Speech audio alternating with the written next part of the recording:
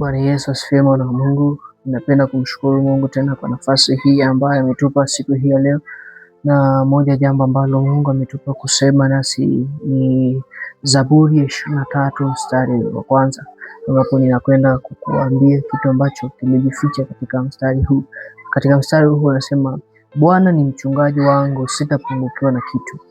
Bwana ni mchungaji wangu, sitapungukiwa na kitu. Sasa tupo wengi ambao tunapambana sana na tunatafuta sana jinsi ya kusolve maisha, ila tazama, Biblia inatuambia kwamba Bwana ni mchungaji wangu, sitapungukiwa na kitu. Means kama Mungu akiwa mchungaji wangu, ina maana mimi nina uhakika sitapungukiwa na kitu. Sawa. Biblia inasema hivi, kama Mungu akiwa upande wetu, ni nani aliye juu yetu? Sasa tazama, kama Mungu yupo upande wako, ina maana hakuna ambaye anakuwa juu yako. Sawa. Kwa hiyo kama watesi wetu ambao ni njaa, shida, magonjwa, wote ni watesi wetu. Bwana Yesu asifiwe. Au wote ni waonevu wetu, wanaotaka kutuangusha, wanaotaka kuturudisha nyuma, wanaotaka kutuaibisha, wote hao ni waonevu wetu. Sasa nini ambacho kipo katika mistari hii? Katika mistari hii anatuambia Bwana ni mchungaji wangu, sitapungukiwa na kitu. Ina maana sitakuwa na uhitaji wa chakula, sitakuwa na uhitaji wa dawa, sitakuwa na uhitaji kila kitu. Afya yangu, na kuanzia afya yangu mpaka vitu vyangu vyote vitakuwa vinabarikiwa. Sasa tazama hichi kitu katika utukufu wa kiungu. Ukimtazama Ayubu yeye alimruhusu Mungu kuwa mchungaji wake.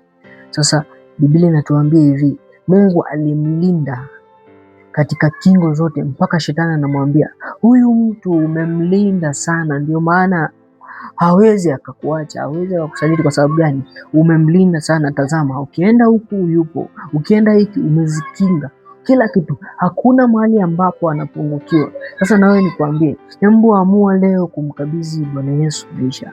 Chukua nafasi kumwambia Mungu, ninaomba nitengeneze na wewe. Mwambie Mungu, ninatamani sana nifanye kazi pamoja nawe, ninatamani sana uniongoze katika kila hatua ambayo ninaichukua, katika kila jambo ambalo ninalifanya. Ninatamani nione mkono wako, ninatamani nione nguvu yako, ninatamani nione uweza wako ukiniongoza, ukinishauri, ukinifanyia hiki, nisiwe na uhitaji. Kwa sababu gani? Ninakutegemea wewe Mungu, uniwezeshe. Ninakutegemea wewe Mesia, unisaidie. Mungu ndiye awe mchungaji wako. Sawa. Biblia inasema hivi, amgusaye mtumishi wangu ameigusa mboni ya jicho langu. Kwa hiyo amua kuwa mtumishi wa Mungu kwa uaminifu. Amua kufanya vitu vyote sawa na Mungu anavyofanya kwa uaminifu. Ukifanya hivyo, uwe na uhakika ya kuwa hakuna kitu ambacho kitakurudisha nyuma, hakuna kitu ambacho kitakuangusha, kwa sababu Mungu anakulinda, Mungu anakuzunguka katika kingo zote. Sasa tazama hivi, Mungu yupo razi kuacha kondoo mmoja kuacha kondoo 99 kwenda kutafuta kondoo mmoja. Sasa kama yupo razi kufanya hivyo, ina maana yupo razi kutafuta kitu ambacho kimepotea katika maisha yako akakurejeshea. Sasa siku hii ya leo, amua kumwambia Mungu, ninatamani uwe Bwana na Mwokozi wa maisha yangu. Ninakukabidhi maisha yangu, ninayaweka mikononi maisha yangu, njia zangu zote ninaziweka mikononi mwako. Anasema hivi, mkabidhi Bwana kazi za mikono yako, mkabidhi Bwana njia zako, na mawazo yako yatathibitika. Kwa hiyo lazima ujifunze kumkabidhi Mungu vitu vyako vyote, kumtumainia Mungu, kumtegemea Mungu kila unalolifanya. Hebu wewe mkabidhi Mungu. Yeye Mungu atasimamia, yeye Mungu atakuwezesha, yeye Mungu atakusaidia na kukufikisha katika viwango ambavyo hujawahi kutazamia. Sasa usiwahi kurudi nyuma wala kuogopa kupoteza, bali ugopa sana kupoteza nafasi ya Mungu maishani mwako. Hakikisha ndani ya moyo wako Mungu yupo. Kwenye shule ambazo unaziendea asubuhi hii, ni kuambia kwamba mkabidhi Bwana kazi zako, yeye atazithibitisha. Mtumainie Bwana, maana yeye akikulinda hautapungukiwa na kitu.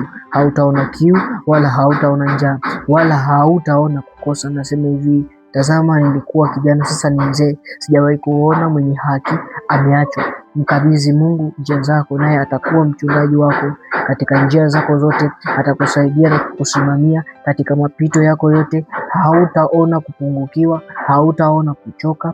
Ni kuache na neema ya Mungu na mkono wa Mungu na uwezo wa Mungu vikuongoze katika kila jambo ambalo unalifanya katika siku ya leo. Amen.